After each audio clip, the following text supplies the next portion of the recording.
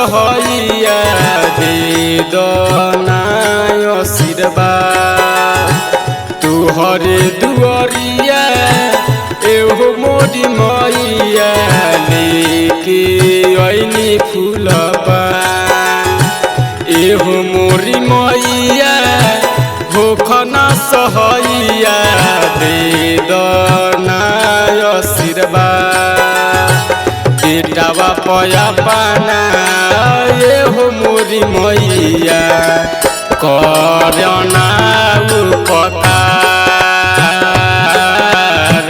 बेटावा पया पाना एहो मोरी मैया करना उपकार।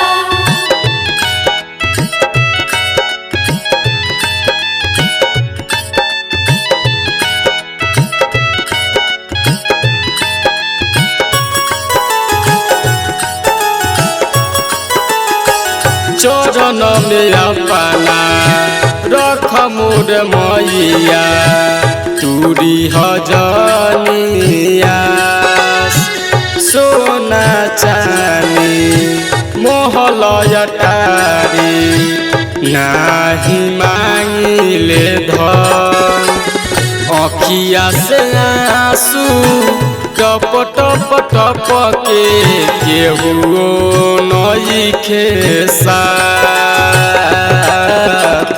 बेटावा पयपना एहो मोरी मैया करना उपकार बेटावा पया पाना एहो मोरी मैया करना उपकार।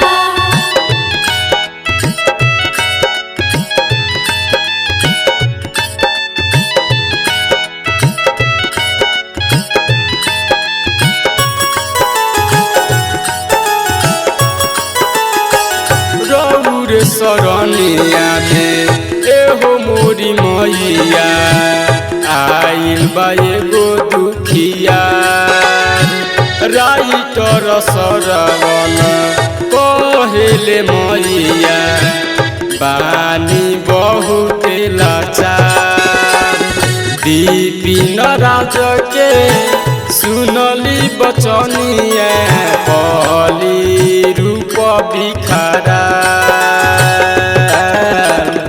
बेटावा पयपना एहो मोरी मैया करना उपकार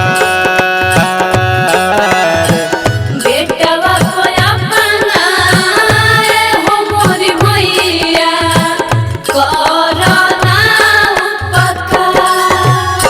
तिर्लोकी रिकॉर्डिंग स्टूडियो छावड़ा दानो।